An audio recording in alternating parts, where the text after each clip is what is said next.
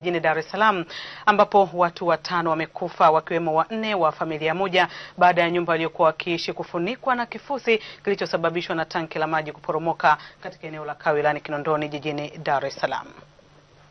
Taarifa ya Rukia Mputila inasomwa na Flora Mwano.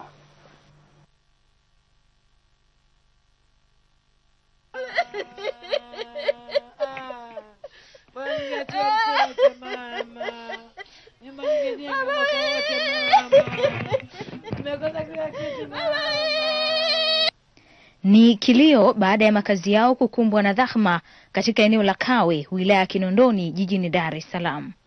Majirani wanaoishi katika eneo hili wanaeleza jinsi tukio lilivyotokea na jitihada zilizofanyika kuwaokoa.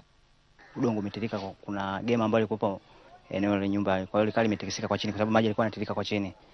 Kwa baada ya kufika eneo lilikuwa kidogo lilisikitisha kidogo. Baadhi ya wakazi hapa ambao walikuwa jirani wakawa wamesogea kidogo kwa ajili ya kuweka kusaidia kuna nini. Chanzo ni choo cha kule juu kilichoanguka mpaka kutani kwangu. Iko choo sio cha kwangu. Choo cha mpanga nani cha wale watu wa juu wale. Sio cha kwangu mimi. Kapiga ukuta nyumba mpaka ndani. Ile tukio ni mporomoko, ni pale juu kulikuwa kama ni chemba fulani ya maji. Baada gema ukatika. Akizungumza kwa njia ya simu na TBC, kamanda wa polisi mkoa wa Kinondoni Christopher Fuime amesema watu 5 wamekufa katika tukio hilo.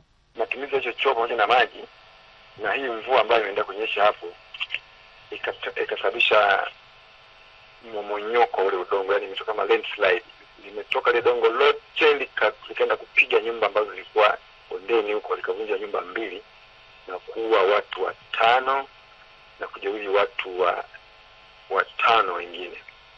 Kamanda Fuime ametoa wito kwa wananchi wanaoishi maeneo hatarishi kuhama kwa hiari yao ili kujiepusha na athari mbalimbali hususan kipindi cha mvua.